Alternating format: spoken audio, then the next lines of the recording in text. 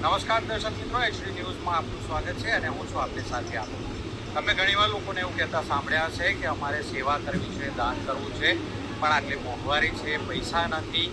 તો આવા લોકો માટે ઉદાહરણરૂપ એક દંપતી સાથે મળવા તમને લઈને અમે આવ્યા છીએ નાગપુરના બીબીસી માર્કેટ પાસે, જ્યાં પંકજભાઈ અને તેમના ધર્મપત્ની ગીતાબેન છેલ્લા ઘણા વર્ષોથી માત્ર 5 રૂપિયામાં લોકોને જમાડે છે.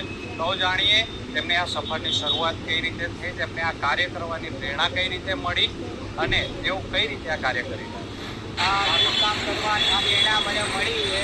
આપણે કોરોના આવ્યો ત્યારે મેં કોરોનાની અંદર દરેકને સેવા આપી. પછી મનમાં એવું થયું કે આપણે ચલો હવે એક માનવ સેવા આપણે 5 રૂપિયા કાપડ માર્કેટમાં બીબીસી માર્કેટ છે ત્યાં આપણે ચાલુ કરીએ, ત્યાં આપણે પોતે મજૂરી કરીએ છીએ અને આપણા જેવા મજૂર વર્ગ છે એઓને આપણે 5 રૂપિયામાં જમાડીએ.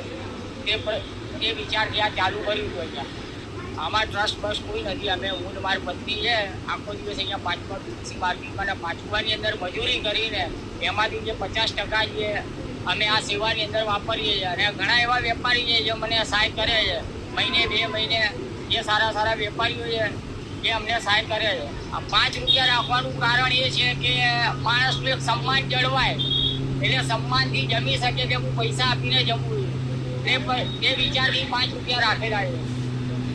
સંકોચ ના થાય કે હું ફ્રીમાં ખાઉં એમ. આ અમે બનાવીએ છીએ મણિનગર પીડીલા બ્રિજ. હું ત્યાં રહું છું જગદીશ બસ સ્ટેન્ડની બાજુમાં. હું ને મારી પત્ની સવારે 6 વાગે ઉઠી જઈએ ત્યારે આ બનાવવાનું કાર્ય ચાલુ કરીએ છીએ સેવાનું. એ બનાવીને એ પરત 12 વાગે અમે એક્ઝેક્ટ અહીંયા અમારું સેટઅપ કાઢીએ છીએ. 12 વાગે અમારે ચાલુ થઈ જાય. મારા પેશન્ટના સેવા કરવાનો ઈચ્છા થઈ ગઈ તો મેં એમનો મજૂરી કરીએ છીએ. મજૂરી કરી એ મને એમાં અડધો નાખી દઈએ અને જે 5 રૂપિયા આવે એ નાખી દઈએ. કોઈ આપતું જતું ઈચ્છા થાય, કોઈ આપતું કરતું હોય તો 5-10 રૂપિયા હાલો તો અમે સ્વીકારી લઈએ. હમણાં જે યુદ્ધ ચાલુ કર્યું પછી ગેસના બાટલાના ભાવ વધ્યા એટલે સૌથી વધારે રાંધણ ગેસ પર મોંઘવારી વધી અને તમારા બધું હવે એની તો અસર હવે તમને શું કહું, દિવાળી પછી જ્યારે આ યુદ્ધ ચાલુ થયું એટલે પછી તો અમને ઘણી એવી તકલીફ પડી કે ગેસના બાટલાથી લઈને તો મોંઘવારી દરેક વસ્તુની અંદર અમને બહુ નડ્યું, બહુ તકલીફ પડી.